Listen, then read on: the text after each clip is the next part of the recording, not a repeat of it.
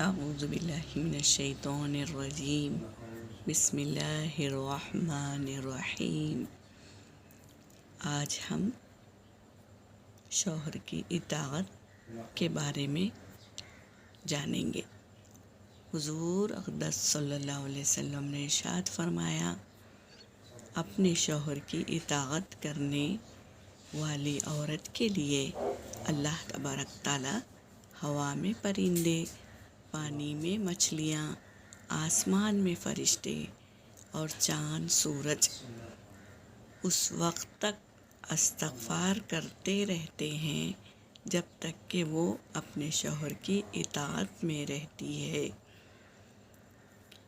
شوہر کی اطاعت کرنا کتنی عظیم بات ہے کہ اللہ تبارک تعالیٰ پرندوں کو، مچھلیوں کو اور فرشتوں کو، چاند سورج کو ہماری مغفرت کے لیے لگا دیتے ہیں۔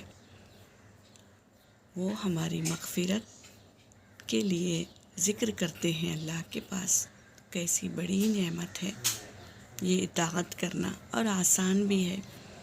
خاموش ہو جانا، ہر بات کو مان لینا، چاہے وہ ہمیں پسند ہو یا نہ ہو، کیونکہ قرآن پاک میں اللہ تبارک تعالیٰ آدمی کو عورت کا قوام بنایا ہے،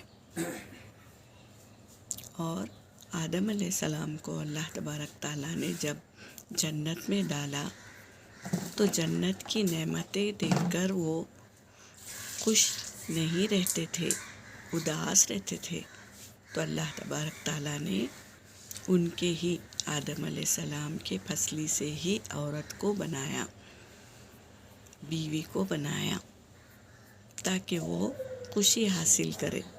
تو عورت آدمی کی خوشی حاصل کرنے والی چیز ہے، اس لیے ہم اس کی اطاعت کرتے رہنا ہے۔